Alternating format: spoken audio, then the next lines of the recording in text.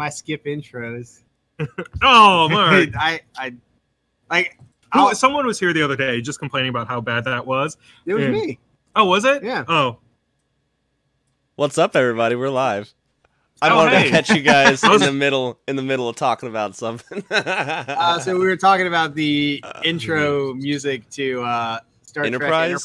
Oh, it's the best. It's not the orchestra. I love the orchestra, and they did like some hillbilly rock or something like that. It's not hillbilly rock. It's mainstream rock. What are you talking about? Yeah, whatever. It's like Bon Jovi in the modern time. It's been a long time. Yeah, no. Anyways, we're for better or worse, we're here on this Friday. Yeah. We're live. We're alive. Anyone still watching? Thank you. So yeah, it's a Friday. It's the Friday before Grotuary begins. Oh, dude, nice. No, yeah. No, it's Gitsuary. Gitsuary? Because they're not called not because the they're not grots, yeah. I guess they are grots. I like Grotuary. Let's go with Grotuary. Yeah. That's and so we are as we're waiting for our Games Workshop shipment to come in, we are going to talk to you about a lot of different stuff. Mainly about organized play, how to run it, how to get into it, and the benefits that it not only has for you as a player, but what it does for the store that you're playing at. And we're going to talk a little bit about this generic instead of our store in particular. Yeah. Let me take that off the ticker, though, because I had it at Giga. But let's just do how to do it in generic. Well, I mean, like in terms of like what we do here can be applicable to any game store. Absolutely, yeah. And for those who are listening, because we do have a lot of people who come in from a lot of other stores or metas or communities, whatever you want to use to call it.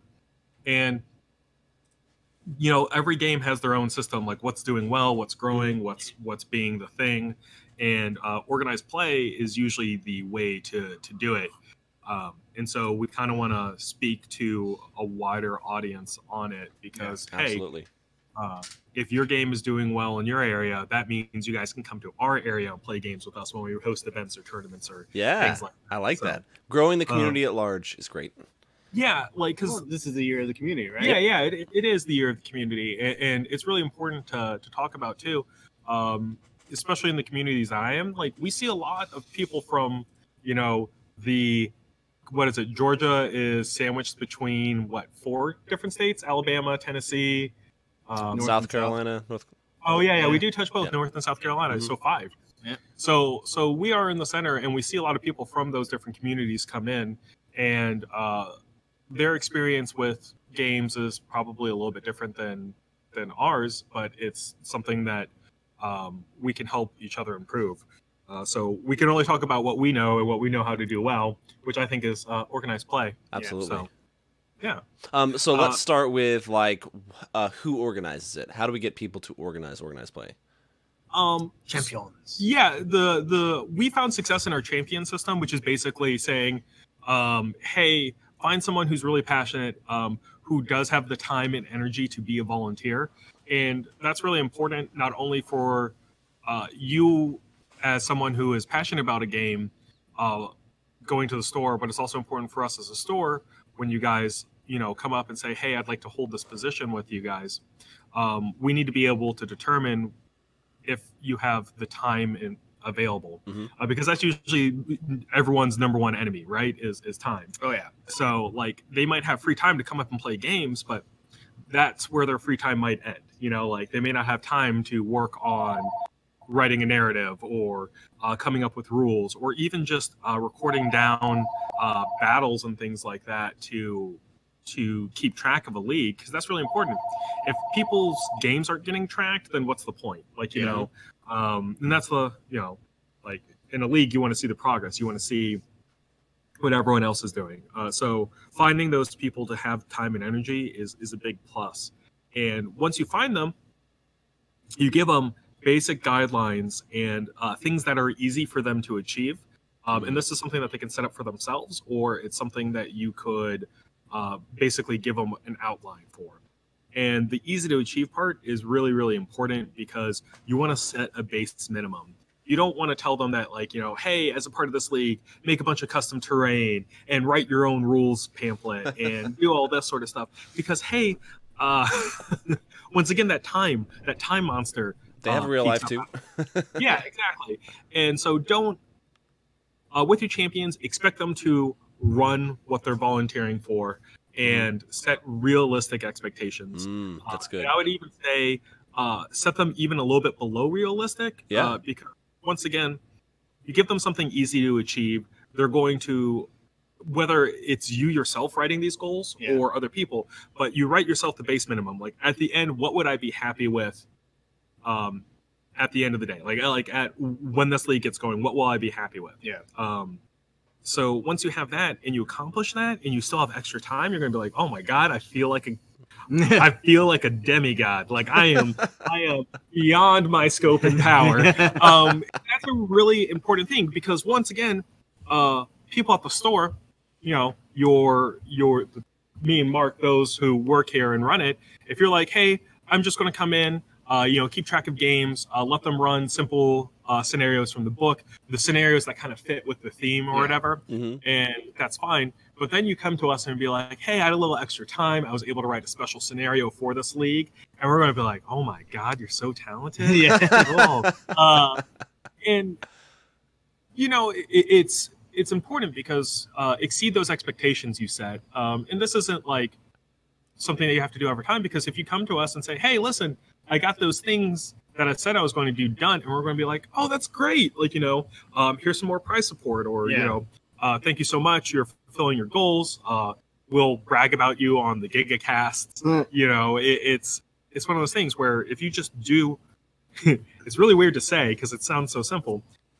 But if you're able to accomplish in terms of setting up a league and running it, if you're able to do the things that you say that you're going to do, it goes a long, long way. It builds your community, because not only does your store say, hey, this is a guy that we can trust, this is a guy who's passionate about the games, but so does everyone else who's playing the game as well. It gets everyone on the same level. Yeah. Like the store, the players, and the organizers, they're all working together. Then there's always going to be games or the ability to organize games ready for you, and that makes the game blossom. Yeah. Like, it grows the community. Yeah, it builds trust across everyone. Exactly. And that's something that, like, I don't like as an individual setting up saying like, oh, hey, I'm going to get this thing done, and then not having time to do it, or something else coming up, because hey, for the most part, we're all adults. We might have some younger kids listening to us, and if so, hi. But we all have responsibilities and duties and jobs and all that sort of stuff. It's like we have kids listening, so it's like good. Mark's appealing to that. Yeah, do the childish thing. That 8 to 12 audience. Yeah. But setting simple goals that are easy to accomplish, which will get people excited and all that sort of stuff. Now, support from the store. What are some of the best ways that store can support someone who's running a campaign? So I have found, at least with me, is if you go to the company, like if you work at a game store or you are running the league, go to whoever is in charge, whether it's me, personally me first, then David, or even Nasha, our assistant manager. So go to someone who is in charge. And I can go to the game company and say, hey, we have this wonderful league. We're going to be posting about it on our social media. We can tag you as a company in it, and like you can use, but we would like to see a little bit more prize support or product support. And usually they're very happy to oblige. Almost always. Game companies are like, oh my God, we love this exposure. They eat it up. They love to see people playing games, and especially for games that are bringing in new folks, or you're having a lot of people come. They love to see that. And so I can usually go to any one of my contacts at a game company that we have as a distributor and say, hey, we're running this league. Can you send us a little something extra? And it can be something as simple as like a poster, right? Like, but once again, if I say, hey, the game company that you are playing this game of is really liking what they're seeing, they sent a little thank you or a little addition to the league prize pool. Here's a poster that we can raffle off for everyone who's participated in. Yeah, so great.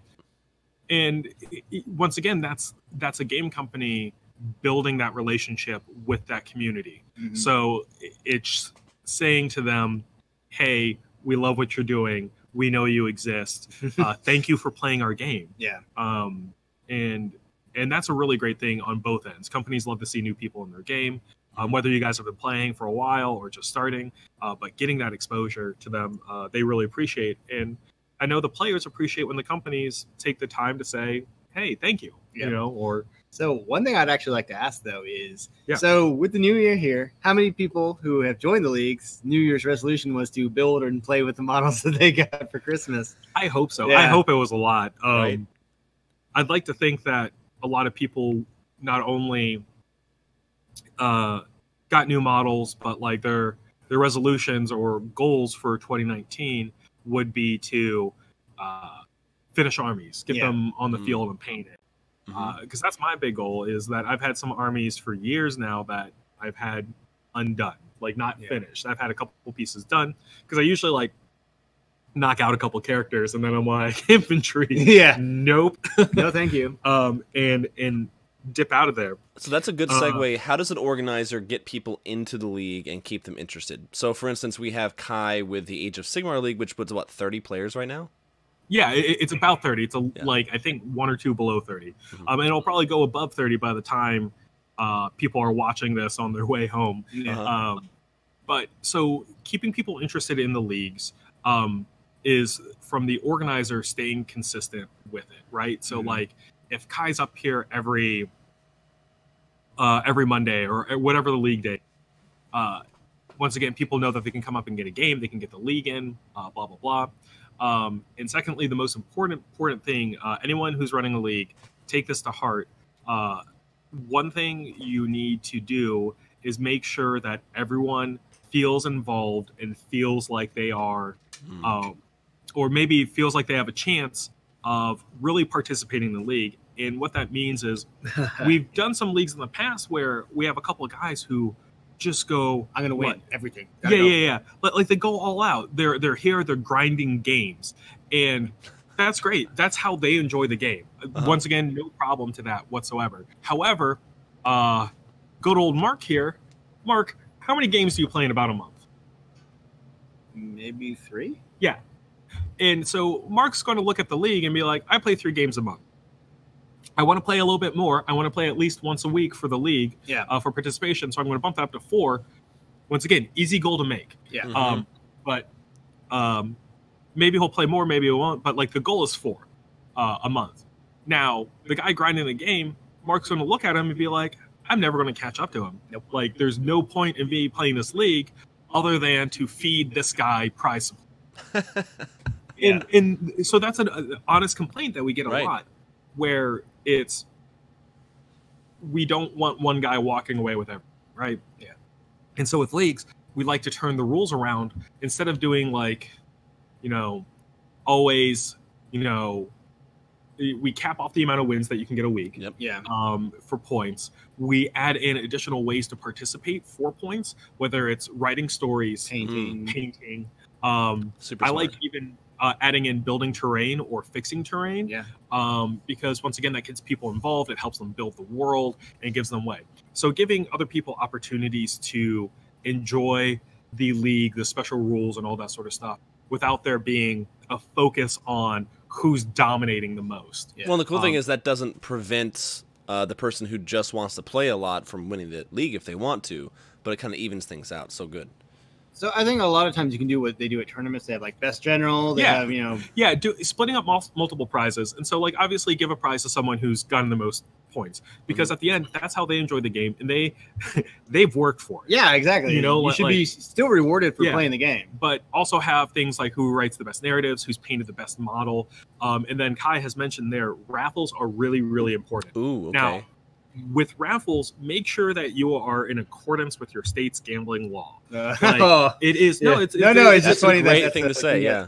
It's really important. Make sure you check on that, on what you can give away and what you can't give away. Gotcha. No loot box. And so it changes on the fly, but like you need to be especially particular. Ask your store what you're able to do in terms of prize support. whether it's raffles or doing whatever. But it's important to know. But having some sort of like lottery system or whatever for saying people like, hey, you've participated in this league, here's a chance at getting something. Yeah, like I don't see a reason why, like, for example, playing a game, obviously a cap on it, but playing a game in games in a week or something would, throw your ticket in there up to 5. Right. Yeah. Okay. Interesting.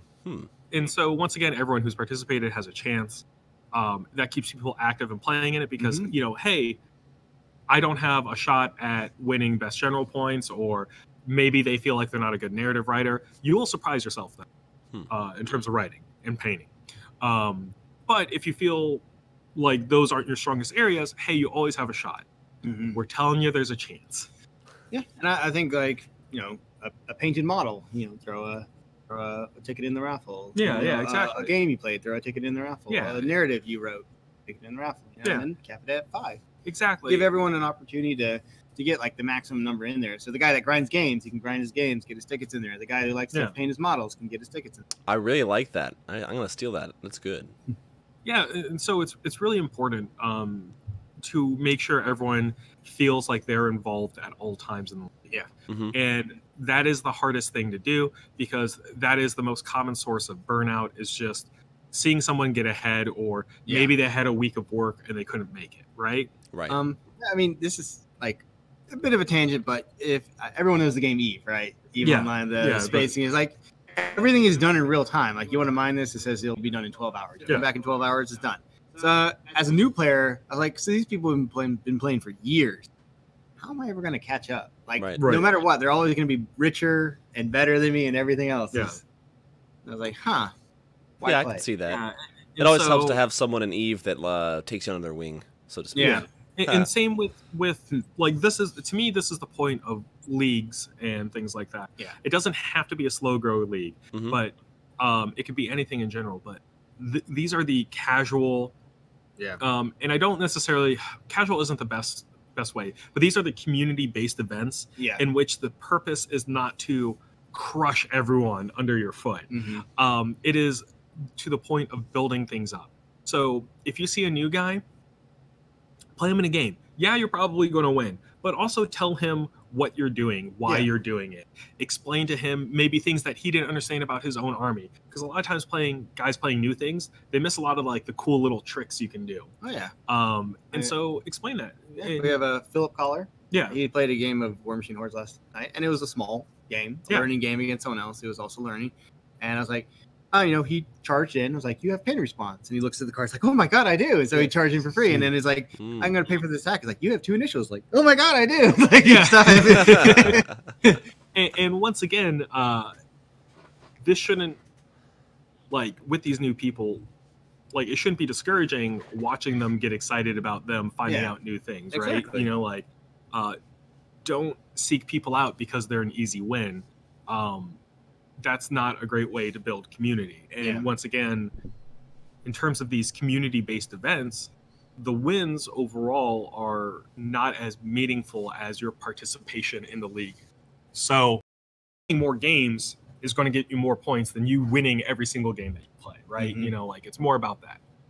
So take the time to build your community. Make sure that the people you are playing against stay around after the Right. Got to have fun. And like, to us as a store, that's the purpose of the league, is to get people into a game and excited about it, and for them to enjoy it to the point where they want to keep playing it after the league ends. And the nice thing about leagues and getting the community growing is because when people start, their collection isn't going to be that big. That's why the lower point cost really helps with that. Yeah. So, and you have people that are in the league, so you don't have to go, hey, do you have a smaller army? It's like, no, the people there is like, I will have the smaller army because everyone's at the smaller army size. So you're not like, oh, do I need to ask him if he can change his list? Like, no, the list is ready. Yeah, it's good to go. Yeah, so it gives opportunity for a lot of people to not feel like, because I know we also have people when they come in starting a new army, they feel bad asking someone to play down from the standard point value, and it's just like, Mark had a great point where it's just like, no, you don't have to worry about that because everyone will be playing that point value. Another nice thing is, obviously, smaller armies are easier to learn about. Yep. You're not sitting there being like, all right, so I need to move these 2 intervals on the left flank, and then I need to make sure that my general is close enough to that. No, it's like, I have 5 models. Let's just, and then, then you learn what those models do. And then as your army grows, like, okay, I know how to manage this section. I played with this section. And then all of a sudden, all the little armies you played get combined in a big army, and you know how they function. Yep. Mm-hmm. Yeah. By the way, my week 1 army for the Age of Sigmar League, 4 models. What? Less. It's troll. Or a giant. Troll. Yeah. No, it's troll. Oh, so you're not bringing the mushroom? No. How many points is that? 1,000? No, 500. Oh, okay. You're starting super small. So, right. Yeah. So for like 1,000 points, I get a bit more, which is a few more nice, trolls. Yeah, and a few more trolls, maybe a giant. And so it's one of those things where, like, I'm excited to get to learn and how to play this army, and I know a lot of other people are about this league. And so at the end of the league, what I expect or what I necessarily want is to have an army more painted than what I began with. Yeah. Once again, set an easy goal. Yeah. And then for me to have at least a grasp of the basic rules of the faction that I'm playing. Yeah. I'm definitely in this. I need to learn command point. Like, that's one thing I really lack. Yeah. I was watching some battle reports, and like, I was losing my mind. I was like, you can do that with command points now? Yeah. Because they added a lot of the functionality of the Games Workshop command points to it. Yeah. And the fact that you can bank command points. 40K, you mean? You said Games Workshop. Yes, 40K. They have more than one game. Yeah. But yeah, like what you can do with the 40K command points, whether it's like reroll a charge or... And that's really important, because a lot of times you're, for example, like, you're not a shooting army. You're up against a shooting army. They constantly just fall back. You're like, all right, time to get this charge or I'm screwed. Yeah. And you're like, fail. Cool. Yeah, but then you get to reroll it. And if you're a melee army, you're not spending any command points until you get there. So right. when you finally get into combat, it's like, I have 4 command points. Yeah. Right now. Yeah, exactly. And so there's a lot of rules that we need to brush up on. Yeah. Especially in terms of like Age of Sigmar.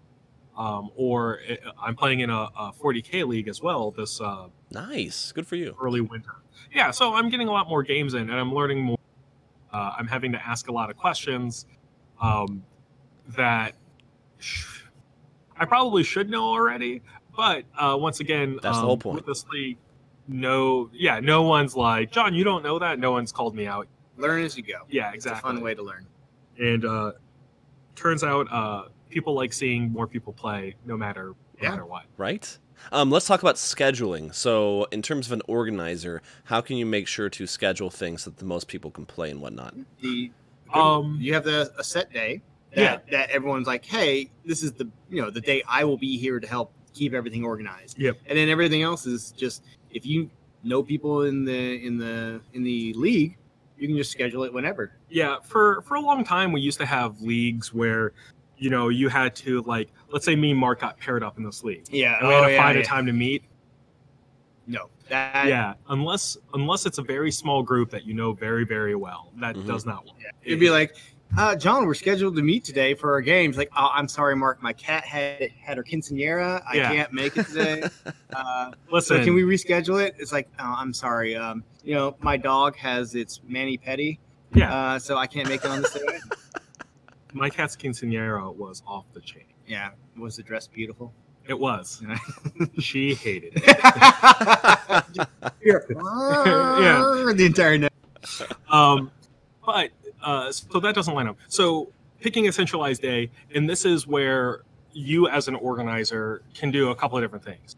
Set the day that, one, you're able to make it consistently and always, or if you are more available than other folks, pull the event page, pull the group or forum or whatever you're doing, saying, what day are you guys most likely to make? Take the one that wins, set that as a day, make sure you are there, and do that every week. Nothing kills a league more than you just being like, oh, by the way, I can't make it. Yeah. So everyone make sure you're there for the day, and then after that, make sure that it's a day that the community can go to. Because, like, let's say you set it on, like, Thursdays or whatever, but everyone has something else going on Thursday, and so you're the only one here. It's like, don't do that. So scheduling wise, that pretty much covers that. How do we get attention from people to see and about the league and actually like discover it? So that's just being here. Yeah, being at the store promoting it is a great way to do it. Outside of that, talk to your store. Outside Giga-Bites, I like to feel that we do a pretty good job in terms of... Yeah, we do a pretty good I'll show you guys who are watching this live. That's not what I wanted to pull up. So we have this playatgiga.com where you can sign up for leagues and tournaments. And so you can see that here. This is a super simple system for those who haven't seen it before. It's basically a 3-click process. You click once on the actual like campaign or tournament, on the date, and then you put in your info, and it takes you to PayPal to pay, which is super convenient because that means that the event organizer can say, hey guys, you know, this is the day we're running it, here's the dates, go here to pay, and then the store can keep an electronic record of it. They don't have to keep a physical copy of like who signed up, and people don't have to go to the store to sign up, even though they can still do that. It's super convenient to be at home and be like, oh, I can't wait to be in that league. Let me sign up online right now. Yeah. Absolutely. And also things to think about too, to build up interest in all that. Once again, talk to your store, make posters, make flyers, do whatever you want, break out your arts and crafts skills, whether it's digital or handmade. Yep. But literally just having flyers and things like that people can walk by and see does a lot. Once again, it lets them know that it's going on and that's supported by the store that you're in. And so a lot of it's going to be coordinated with your store, asking what you can and can't do, how you can advertise. But advertising is going to be a big deal. And nothing says, come play my game more than playing a game on a beautiful board with painted models. Bert, I do agree. The realm thing is kind of confusing. Like, you're supposed to like decide, do you roll? Just say nothing? And Kai's been doing a great job with social media, like constantly posting what he's working on, telling people, hey, this is all going towards the league. This is all becoming focused on the league that's going on. Speaking of what someone's working on. John's Bad Moon that he's been building. Yeah, so this is going towards the league. It will be done as a Bad Moon token for the board itself, and then also we are going to be using it for some special league stuff. So keep that in mind. So with all that, it's showing your excitement for the game in any which way you can, and that's a great way to advertise to get people into it. And once again, if you are, let's say you're trying to build a community from zero. Reach out to other sources, like see how that store advertises, and see if there's any new venues from there. I know Reddit is a great one to post saying, "Hey, there's a league going on at this store in Arizona or whatever." Reaching out to other social media things like whether it's Twitter, YouTube, whatever. Just reach out, spread the word, try to grab people that maybe use those venues more that don't know about that store or didn't know that that store was going to host an event. So it's a great way to reach out and kind of get things going. Now, in terms of overall, if you're doing a league, now organized play, let's talk about tournaments in a second, but in terms of league still, since we're on that, length of league, how do you best determine what the length of a league is? So don't have it go too long. I think 8 weeks is probably on the edge of too long, because that's usually going to be like burnout, really burnout. But you want to have enough to where people can slowly escalate over time to fill it in. Like 6 weeks is a good one. And once again, this is going to be you as a individual figuring it out. So John Caspian, the gentleman we're talking to, he is going to be running a league soon up in his area. Now, this is going to be one of the first leagues you're doing, correct? Yeah, third. And you are doing it in an area where you are trying to build that community, right? Yeah, basically. And so what I would recommend is do potentially a shorter league with less of a build-up. So like doing a 4-week league where you start off at, like, let's say you're doing like Kill Team. We'll do 40K. 40K. Okay, cool. Great. 40K. Start off at 500 points and end the league after 4 weeks at 1,000 or 1,250. Like, keeping it small. Don't expect them to jump all the way to 2,000 points. Right. And keeping the league at a 4-week minimum. One, the investment for someone new coming in is small, and then also it gives you more time to focus on that league and get things done and keep that motivation. So you finish this league successfully in that 4 weeks, and you have a lot of people stay with it. Because if you end a league and say we had a 90% player retention rate, that's huge. Yeah. Yes. It'd be like proof. Yeah, exactly. and so once again, that's really, really huge, and that goes a long way. So when you do the next league, you're going to do 6 weeks, and you're going to go all the way up to 1,750. Yeah. Once again, those people who started the league last time, they're like, well, I don't have a 1,750 list in that faction, or I don't have that all painted. Like, I'm going to join this league again with that same faction and build it up to the next stage. Yep. And then the next league you can kind of go 8 weeks and build it from there. And each time you should have roughly same amount of people, or maybe even more, because people hear about how great your one league was. They're like, it was super fantastic. The only complaint I had, it was 4 weeks. Yeah. What's up with 4 weeks? And you're like, I got the answer for you. 6 weeks. Bam. And then you drop the mic. Just throw it in front of them. They just faint. Yeah. It's like, ooh. And so you, from there, getting a reputation, word of mouth goes a really, really, really long way in terms of the gaming. Yeah. And so getting reputation for running successful leagues is great. So if you're new to running leagues, if you are new to this game in particular, just really passionate about it, keep it small and keep the overall investment smaller in it. So, like, don't always hit the max tournament value of points every time you run a league, because that's really daunting for some folks, especially when they're getting into it. And then people are going to feel a lot better about the game and the system that they're playing when you say 500 to 1,000 and everyone at the end of the league has 1,000 points of stuff and a lot of it painted already. You're going to be like, oh, great. So in the next league round, I'm going to build a different 500-point army in that faction and build that one up to 1,000. At the end of it, I got 2,000 points. Yeah. Bam, tournament standard for 40K. It's like, I want to start with Ogre now. So their 500-point list is Ogre. And then exactly. They'll throw in their next bump up. So, like, I'm doing the trolls for this league, and maybe season 2 of the trolls, I'm going to be like all squigs. Yep. And so, exactly how it works. I was like, new theme changed, or new league changed the theme. Yeah, exactly. And so it's a great way to get people excited and into it. Yeah. And once again, it goes all the way back to what we were talking about beginning the cast, keeping easy goals, right? Yeah. Like, people are going to feel a lot better about running it, supporting it, and playing in it if there are goals that they can accomplish.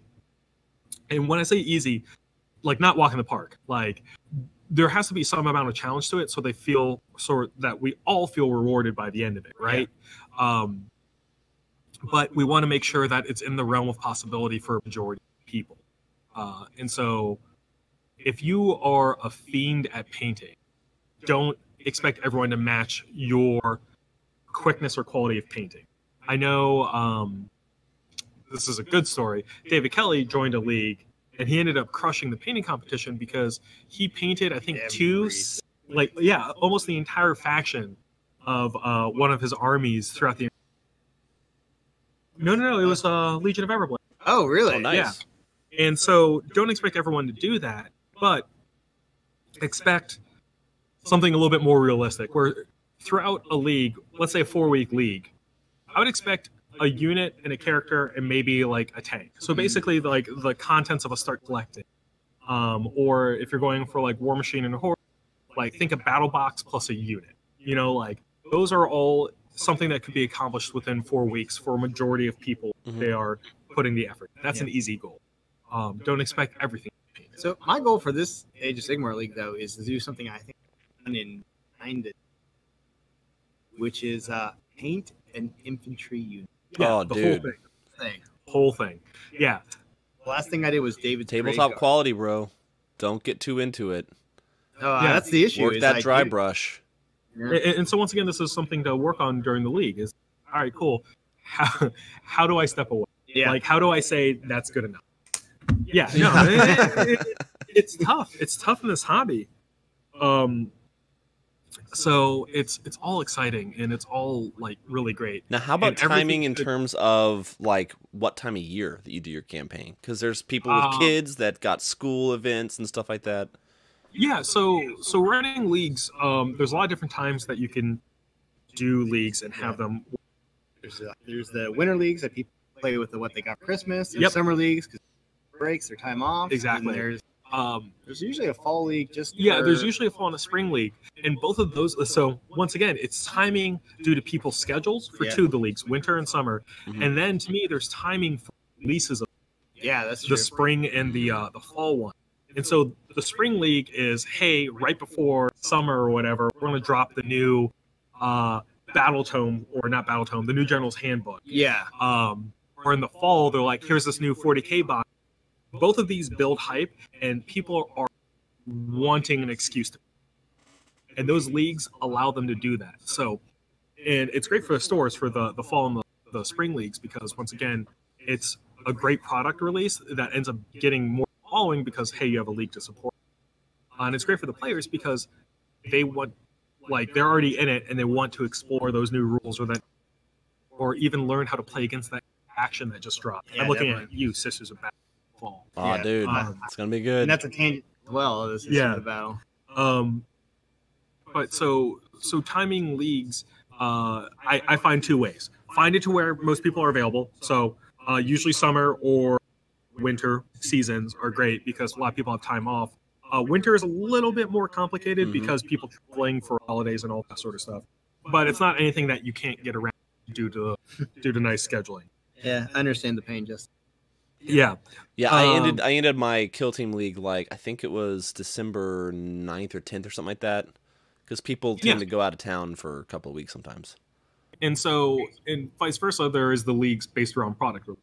Yeah. So luckily, this Gets release takes place during the Winter League. So it gave us, or us, the collective we, and by the collective we, I mean Kai. It gave Kai a great narrative structure for the league. And so Kai recognized, hey, not everyone's going to be playing Gloomspite Gets. However, that is where the focus of the Age of Sigmar narrative from Workshop is going right now. So he is taking that narrative, converting it into the league itself. And so everyone's having to deal with this uprising of Gits. Yeah. So, and once again, I personally love that because let's say I wasn't doing Trolls, because there was a good chance that I wasn't going to play Trolls. I was just going to stay. I love the idea of saying, how's Zinch going to deal with all these Gits? Yeah. And how does Zinch feel about the Bad Moon? Like, because the Bad Moon's all like driving people mad and it's difficult to predict. Does Zinch love it? Or is Zinch enraged that something else is as labyrinthian as him? Yeah, I mean, if it's not something he can influence, he's probably outraged about it. Yeah, exactly. So once again, it gave me a narrative starting point for my army in the league. Yeah. So the fulminating flock would be like, we got to study that Bad Moon. Like maybe we're going to be the one to crack the code. Yeah. Like what is enigma of this Bad Moon? Exactly. There's the City of Secrets book explains how everything Zinch does is long drawn out plan for one final goal. Yeah. And one was there's this powerful wizard in the city, and like we need him on our side, but right now he's uncorruptible. Yeah. So they did all these things like they banned him from certain things to make him frustrated, left certain books within his reach at a certain time. And so eventually this uncorruptible wizard became like this possessed wizard of Zinch who was like, all right, time to do this for the Dark Lord. Yeah. And so once again, like that's a cool story to work into like a league thing. Yeah, like maybe my Zinch guy is going to be that wizard, you know, like how do you corrupt? Or how do you control a Bad Moon when it's just like just floating across? Hey, pulling that wizard, he's just, this is how you guys did it to me. Yeah. But no, so every faction is going to interact with this new force in some way. That's cool. Yeah. And the league itself is a great way to do that. And you can do the same thing with 40K. I know War Machine and Horde is really, really good about releasing narrative leagues that coincide with releases. So we have the oh my god, but basically you get to rescue or let Kador control the country of Lael. Yeah. Steampunk France. I don't want to. Yeah. And so once again, Mark doesn't want it. You're already invested in that league. Mm-hmm. And with that, there's also the Oblivion campaign book that releases this summer. Ooh. So the Oblivion book focuses on the invasion of the new faction. And so once again, it's either you're playing the new faction or you are playing your current army, trying to figure out how to deal with them, how to survive through it. So let me get this straight, though. Before, when Privateer Press released books, it was always like, here's your War Machine book, here's your Hordes book. Yeah. Now, is Oblivion just an everything? Everything. Yeah. So that's nice. Before, like, for example, I would buy the Horde side of the book, and I would only read about the Horde stuff. But now, if I buy everything, I get to read on both factions, actually learn more about the world. And so, in one book. And so their thought to do a little tangent is now all of the Hordes factions and all the War Machine factions are brought up to such a point where they're now interacting with each other on a consistent basis. It's no longer like, we'll let the wild races figure it out amongst themselves. It's like, oh God, how do we deal with the trolls and Khador at the same time, hitting us from both flanks? It's like, we can't go through those woods. Tharn are there. Yeah, exactly. And so, so it's really cool. But yeah, so War Machine does a really good job about building up such, and it's a good way to do your other leagues. So like Infinity Leagues, like that, go with the new release or where the story's going. I know the guys at Corpus Belli have this really great narrative. And one way to cap off like sections if you have a longer campaign is like halfway through do a special event. So what I did for my Kill Team League was I had them face a Custodes, a single model. Yeah. Oh, and it was we had gotten up to 150 points per side. So it was 300 points versus one model, and the one model almost won each time. Because the way I arranged the rules, because power curves are weird in 40k, so they're super swingy. Yeah. But still, the way I did it was like he's pretty much invincible and can shoot tons of stuff. So so you did the thematic rules instead of the tabletop. And people loved it. I mean, they ate it up. They were just like, this is the coolest thing. Because how often do you get to actually play what you imagine the lore to be? Because you imagine the Custodes is just impossible to kill. Have you seen the fan made video? The Astartes? Yeah. Oh, that's cool. So they have like the Gatling laser turret that just mows down all the Imperial Guard, and it just starts hitting the Space Marines like. It's like, I love it. That's how it should happen. Yeah. He just backs up. There's a smoke grenade. Oh, and I love seeing his armor get like hot at places and like cool down. Yeah. Like that's ceramite plating right there. Yeah. And so, like to cap off leagues or to add in points, do a if it's in your schedule, do like a special event day, like run a special scenario where you have a lot of people coming together. Yeah. Whether it's all of them playing one scenario together, or that it requires some sort of person to proctor the event, is absolutely great. And once again, if you don't have time permitting for that, do either midway points or at end points, do a tournament. Do a tournament. An apocalypse game. Yeah, or Apocalypse game. Like, do something big. Do something fancy. And it doesn't even have to be like an Apocalypse, like your standard Apocalypse game. Do something like, okay, great. At the end of this tournament, we're going to do a day of a special scenario. Gloomspite Gits is a really good example, where it's going to be all of the Goblin players coming together, fighting against everyone else. That's so cool. So it's all destruction versus everyone else. I like it. And that's if you don't want to run a tournament, but it gives an excuse for everyone to come together and play against people. So there's that. But yeah, doing something like a finale, a celebration of the league itself and everyone who has survived through it, who has struggled and painted and built and played. Give them a way to celebrate by showing things off to the community as a whole. So I like that. Now, in terms of supporting the stores as you're playing, are there any ways that stores can incentivize that process? Well, so we kind of talked about that before. Stores incentivizing it would be using their product support from whatever company they're doing with, whether it's something that they have to go out and specifically ask for, or if they have a budget from the company that they have that allows them to get prize support. Provided to the people in the leagues, added to the raffles, or however you're doing your participation support. You want a little Sean Connery there. Participation. Yeah, I know. Participation. Sexy single. Yeah. Anyways, so like that's all good ways of doing it. And then also the store highlighting the league, showing people play, and vice versa. If you're playing in a league and you love the fact that it's at your favorite store, your local store, or whatever, post on social media, post on your outlets that you normally do, saying, "Hey, I'm having fun playing this league. Kai's the Bad Moon League at Giga-Bites. If you post that up, we're super appreciative whenever people talk about us on the internet. It really does help us out. It builds a following, lets people know that, hey, we're the store that you want to be at for gaming.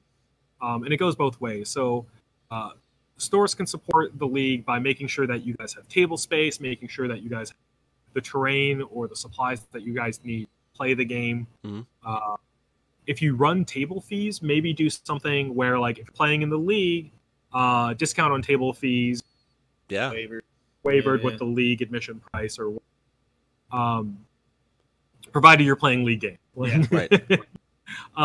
And so there's a lot of different ways that you can do it. And the store taking an active interest in it will lead to the store supporting. So once again, if you're playing in a league at a store, make sure that you not only post saying, hey, I'm playing the league at the store, make sure that you pick up product there. If you already have your army, buy some paints, whatever. And this isn't necessarily about Giga-Bites in general, but all you guys who play it different. The point of a lot of stores supporting and running leagues is to build communities so the store can keep going and be prosperous. So make sure you pick up your bottles, your paints, your glue, your whatever at your local store. And let the store know that, hey, I'm playing in a league. You might want to stock up on X, Y, Z. Whatever's like popular or a good addition to the armies for the league. So make sure they always have the starter boxes in stock, and then like usually a popular choice elsewhere. Yep, because that urge to buy, that moment, you're like, oh, next week I got to have another unit. Here that is, right in my hands. Yeah. Mm-hmm. And so communication on ways. But yeah, make sure you are supporting the store, that you are spending your time one way or another. It really does help. It's because that lets the store stock the game more. When the store stocks the game more, that means people are going to see it when they come in, get interested, buy those things because they're available, and they can do that impulse purchase and start playing. Yeah. But people always got to play first, because if people aren't playing, you know, I've done this before where I think I got into Sigmar because I watched a game. And War Machine Hordes too. I watched a game and I was like, dude, this looks so fun. Went right over the shelf and got it. Now, looking at the shelf alone, it's just shelf, right? They're cool artwork, cool boxes. But the moment you see that stuff being played, so good. Yeah. It's playing it on a table, especially making sure that you have interesting terrain. Painted armies, definitely. It doesn't really matter the point value, as long as it looks interesting and fun. Mm-hmm. Most games should do at any point. So, yeah, do that. It's great. Like some games are a lot easier to. X-Wing is just like, oh yeah, everything's painted already, and you're flying in space, so we don't need difficult terrain, other than like meteors, like asteroids. And they do travel. Those are fun. I will say there's one tangent I would like to reach and see if I can get people's opinions on it. But rumor mills. Yeah. Like because we're almost we're almost done. We got some rumor mill time. Oh yeah.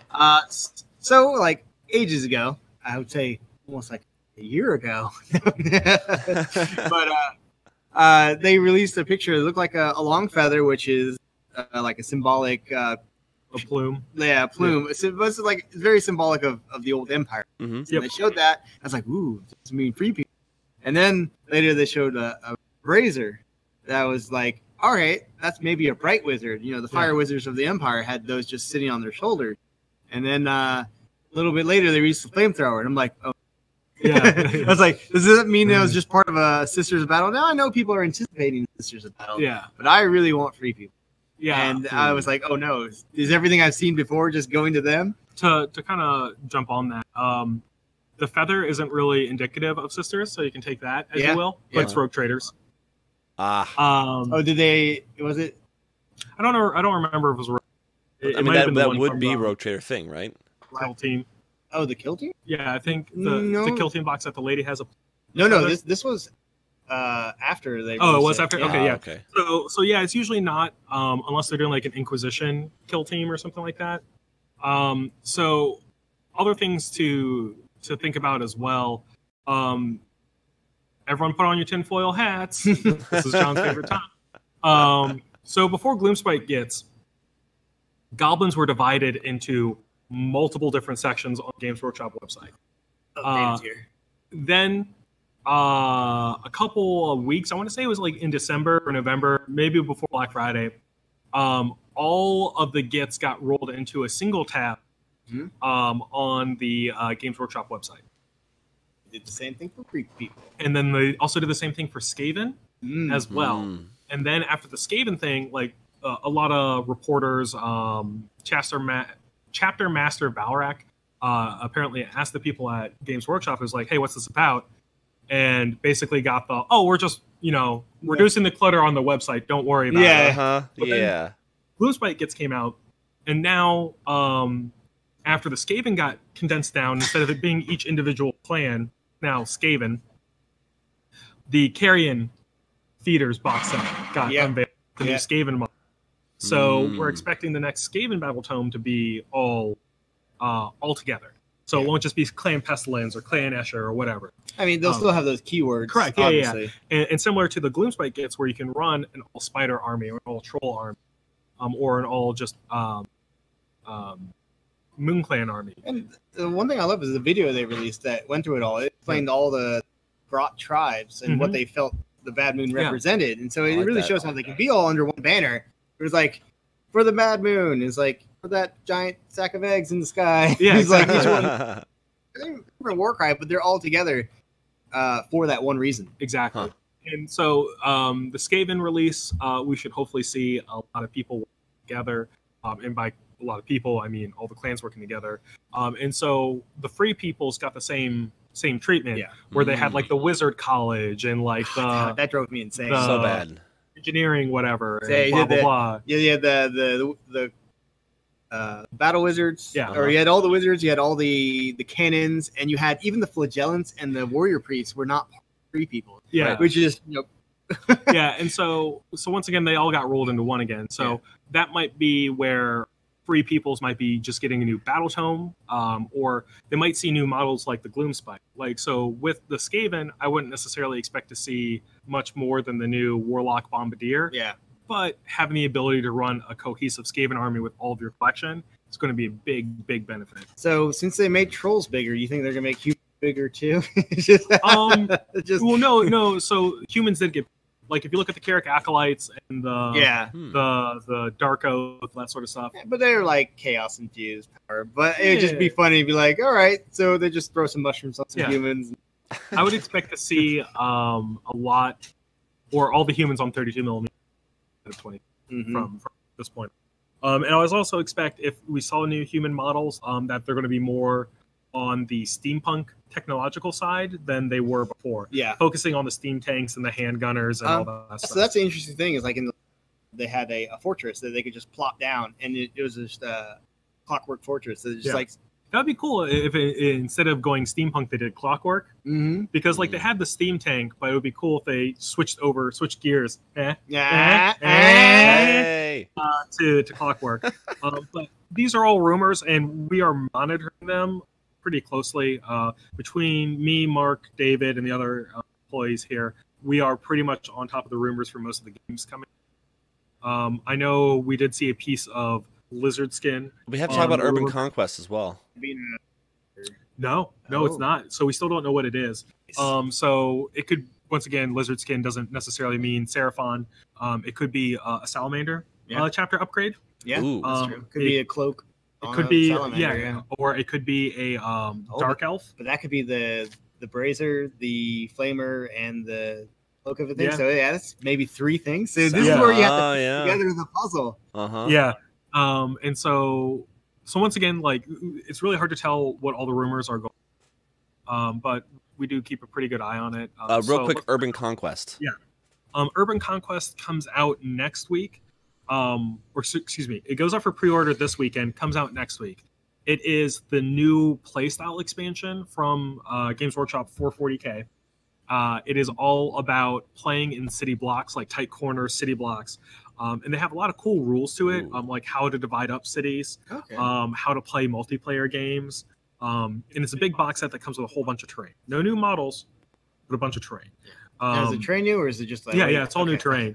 And so it's a lot of barricades, walls, destroyed things that you would necessarily like find on the city. So we have buildings out the wazoo, right? But this is to clutter up the streets and things like that. So you have the ability to jump from like cover to cover and to do the progressive movements of keeping yourself safe. And they had this cool like cityscape map for the campaign. It's neat. Yeah, and so that they have system. the campaign for Urban Conquest. So like very cool. Can through all that sort of stuff. So it seems like a really good box set for the pickup, especially for those guys who like playing new styles of 40K. And this is a great way to work it into other like, leagues and narrative systems. Or taking that one unit you painted to completion and be like, can feel the painted army. Yeah. But yeah, so Urban Conquest comes along with a wave 2 of the Gloomspite Gits, which will include Mangler Squigs, the Dankhold Troll, the Rock Gut Trolls, the Gabapalooza, and I want to say those are the ones. I can't remember if the Squig Knights are coming in that one or for its first wave. I just want you to know, John, I could totally auto-tune what you just did there into a song. Because you went, those are the ones. I was gonna say, like, one thing you can always do is with conversions is take those goblins riding squigs and put them on the wolves for new wolf riders. If you ever want to do force goblins, things like that. I remember someone took the Blood Bowl goblins because they're more, armored up with all that football padding and turned them into wolf riders. Yep. Nice. Cool. Yeah, so we are getting close to store open time, so we are going to let you guys go. Thank you very much for joining us. We always love having an audience. Exactly. Yep. And then if you're listening to this on podcast, then, tune back in next or whenever, I guess. This will be up on our podcast, which is now on Apple, by the way. Ooh. So it's fancy. We got it, I think, almost everywhere. So awesome. You can check it out, Giga-Bites Café podcast, and this will be up in a couple hours. All right. Same bat time, same bat channel next week. All right. Goodbye. Bye, everybody. Bye, everybody.